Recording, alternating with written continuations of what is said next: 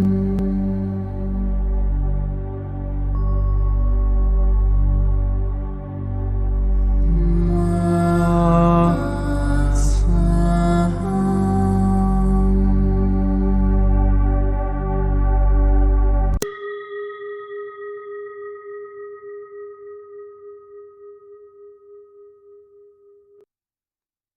qui suit est la transcription d'un échange entre Mathias de Stefano, désigné ici comme moi, et son soi supérieur désigné comme je suis. Dans cette capsule, la voix féminine incarnera le moi, tandis que la voix masculine représentera le je suis. Cette conversation, intitulée « Combien ?», a été réalisée le 7 avril 2021. Sous la constellation du Bélier, au cours de la semaine mentale, en explorant le chakra racine, je suis dit une très longue séquence de 0, 1, 0, 1, 1, 0, 0, 1, 0, 1, 1, 0, 1, 1, 1, 1, 0, 0, 1, 0, 0, 0, 0, 0, et cela continue à se répéter. Et ces chiffres évoluent entre des 0 et des 1 pendant très longtemps. 1,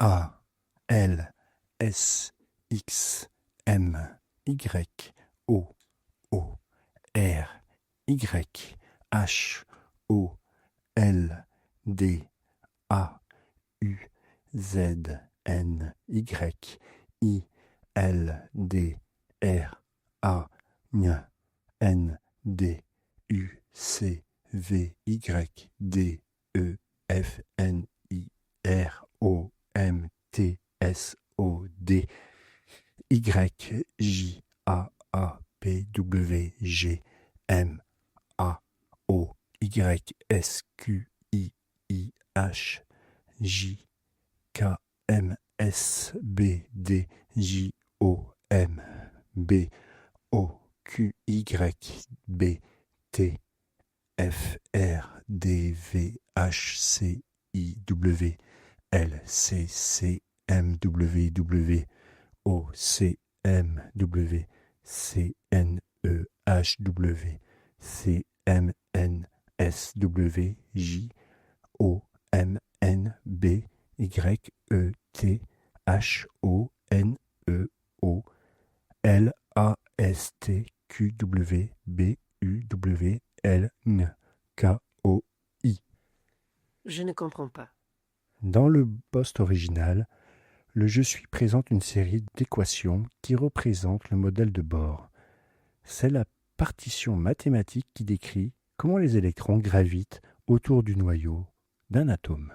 On revient au dialogue entre le moi et le je suis. Comment ça? Pourquoi? Quoi?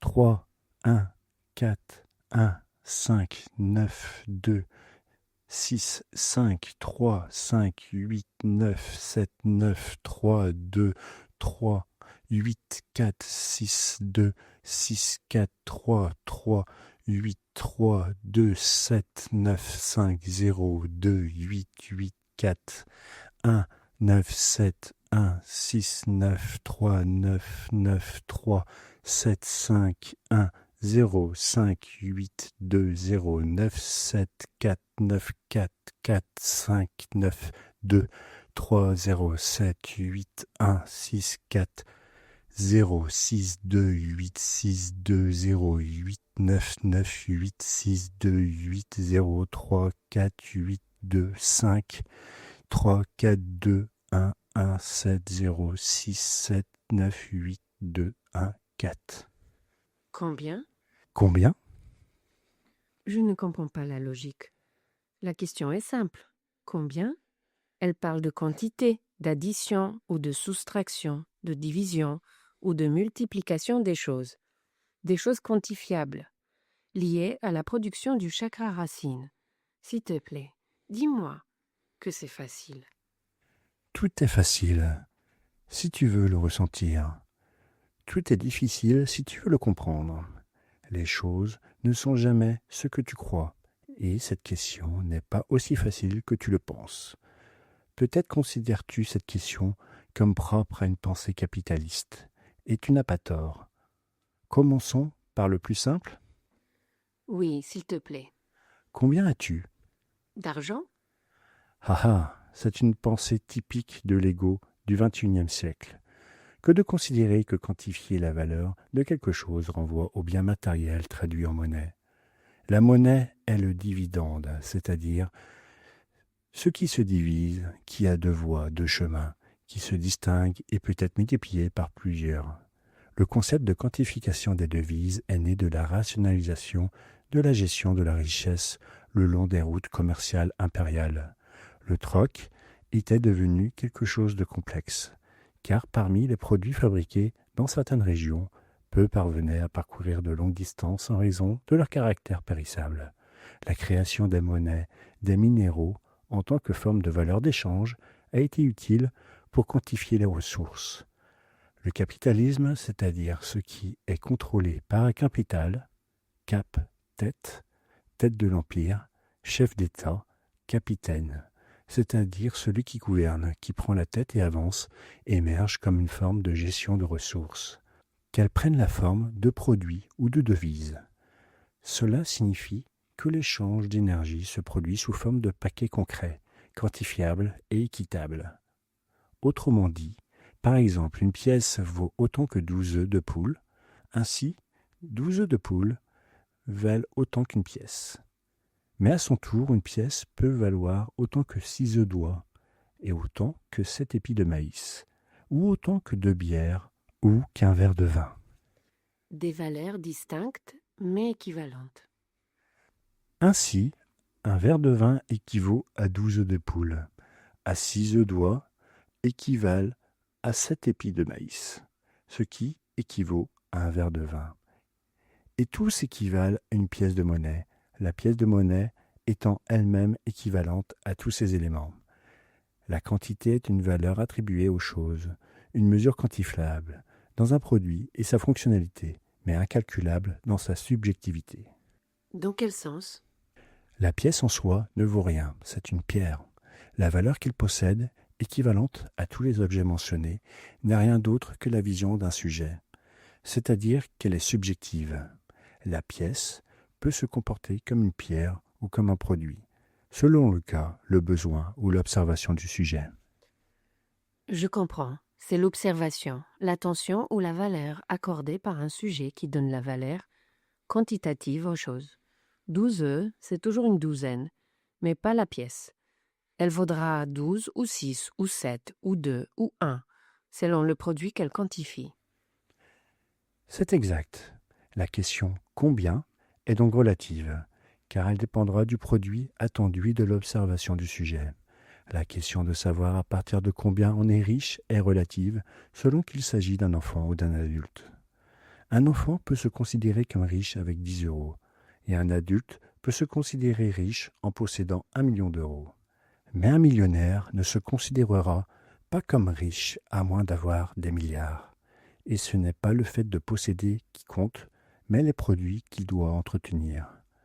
Plus on possède de biens, plus on investit et dépense, car il faut s'occuper de plus de possessions, subvenir aux besoins de plus de personnes et réaliser plus d'investissements. La vision de la richesse et de la pauvreté ne se quantifie pas en termes de quantité, mais en termes de valeur. Autrement dit, elle n'est pas objective, mais subjective. Bien sûr, car un entrepreneur aura besoin de bien plus de ressources pour lancer ses projets que quelqu'un qui préfère travailler tranquillement dans un bureau et rentrer chez lui sans souci. Si les deux disposaient de la même somme, l'employé ne se lancerait pas et ses ressources seraient perdues, tandis que l'entrepreneur n'aurait pas les moyens de réaliser ses projets. Et cela nous ramène à quelque chose de bien plus ancien, la survie. La monnaie, l'argent, l'échange, le marché, les entreprises, les quantités de ressources et de biens, tout cela naît du besoin de transcender, de subsister, de survivre sur Terre. L'accumulation de fruits, de bétail, la possession de terres, d'outils, les matériaux pour construire une maison, la sécurité d'habiter un lieu, la chasse, la pêche, la cueillette, les semailles, l'agriculture et l'élevage, la communauté et le troc sont autant de ressources ancestrales qui sont toujours d'actualité, à l'origine de nos systèmes quantifiables, l'économie. Et cela vient de la subsistance cellulaire, comme tu l'as dit un jour.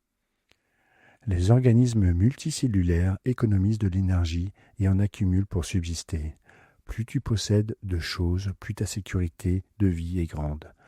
Ce mécanisme cellulaire naît de l'échange de sucre et de protéines entre les cellules, qui en réalité ne sont rien d'autre que des agglomérats moléculaires.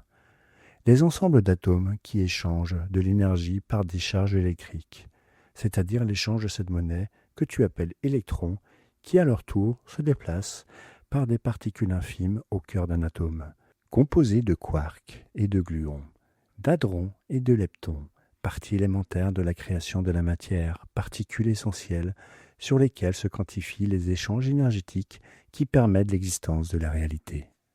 C'est la quantité minimale nécessaire à la manifestation. Sais-tu comment tu appelles cette quantité minimale ? Comment? Quanto. Combien? La question elle-même. Quanto trouve son origine dans un mot latin que tu as beaucoup entendu ces derniers temps, quantum. Oh, quantique, la physique quantique. De l'indo-européen quo, objet, et du suffixe stat, être, état dans lequel se trouve quelque chose. Il fait référence à l'état dans lequel se trouve un objet. Cet état peut se rapporter à son espace ou à son temps, quantifiant ainsi l'espace qu'il occupe, le temps pendant lequel il se déplace et la combinaison des deux, appelée vitesse. Le singulier latin quantum est l'équivalent quantitif en anglais de quaumel, ce qui grandit ou s'agrandit, dont la latinisation fut quamultus, puis en ancien anglais how much, d'où how much. Le concept latin de quantum trouve son singulier en quantum et son pluriel en quanta. Depuis l'apparition de la langue latine, le concept de quanto a été utilisé en alchimie pour désigner les quantités d'un élément à utiliser dans une composition. Un quanto de soufre, un quanto de sucre, un quanto de fer équivalait à une portion ou à une dose. Ainsi, la chimie et la physique ancienne ont adapté ce vocabulaire pour désigner des doses d'éléments chimiques, et la médecine a ensuite commencé à utiliser ce concept, quantum satis, pour désigner les doses d'un médicament ou d'une potion. Les médecins physiciens du milieu du XIXe siècle, en analysant les lois de la thermodynamique, ont utilisé ce même terme que les agriculteurs, les commerçants, les cuisiniers et les alchimistes du passé avaient utilisé, pour désigner les quantités d'énergie qui se déplaçaient dans les objets, dans l'espace et le temps. Par la suite, ce même terme a été utilisé pour désigner les quantités d'électrons dans un courant électrique, et même pour mesurer les quantités de particules de lumière se déplaçant dans l'espace. C'est la naissance de la physique quantique. Comment comprendre cette quantification? Le quantum est la mesure subjective qui permet l'existence de la réalité. La physique classique analyse les lois du monde à grande échelle, en partant du principe, selon les lois de la thermodynamique, que toutes les réalités à l'échelle humaine se manifestent et se développent selon ces lois. 1. Conservation de l'énergie. 2. Entropie. Tout se disperse. 3. Un système ramené à zéro deviendra une constante. 4. Équilibre thermique ou état zéro. Mais la physique quantique, c'est différent. Oh oui, car les lois qui régissent le microcosme sont irrégulières. La physique quantique cherche à expliquer l'origine et la fonction des quantas, ces particules minimales qui permettent l'existence des choses. Mais celles-ci posent un problème. Lequel? Elles sont presque impossibles à quantifier. En effet, une particule au niveau subatomique se comporte également comme une onde. En termes mathématiques, on pourrait définir que onde égale 0 et particule égale 1. Système binaire. D'où le message initial. C'est exact. Au niveau de la thermodynamique, une onde et une particule sont observables séparément. Elles sont analysables, quantifiables et font l'objet d'expériences. Car la première est toujours 0 et la seconde toujours 1. Ainsi, les résultats seront compréhensibles dans le cadre de la troisième dimension. La première utilisation raisonnable de ce quanta a permis le développement de l'électronique et des ordinateurs, dans lesquels les électrons sont acheminés selon des circuits spécifiques. Et les codes 0 et 1 sont équivalents à une information concrète, la conservation de l'énergie. Ainsi, un appareil électronique est capable d'enregistrer des données, des informations. La capacité d'un appareil électronique réside dans la résolution des problèmes. Ainsi, une donnée qui nécessite de résoudre un calcul cherchera la solution dans les codes 0 et 1, jusqu'à trouver la correspondance des données. Le vocabulaire est très simple. Si 0 est blanc et 1 est noir, la combinaison de ces 0 et de ces 1 donnera plusieurs nuances de gris. Mais l'électronique basée sur la physique quantique est différente. Les ordinateurs quantiques, dis-tu, comment fonctionnent-ils?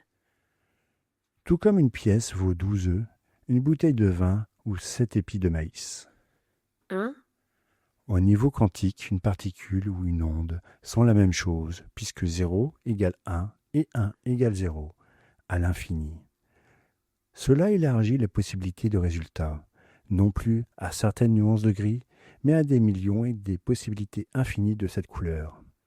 Au niveau quantique, cela permet que le croisement des données et la résolution des problèmes s'effectuent en un même instant dans une sorte d'univers parallèle, où les mêmes données sont comparées du point de vue du 0 et du 1 à la fois. Complexe.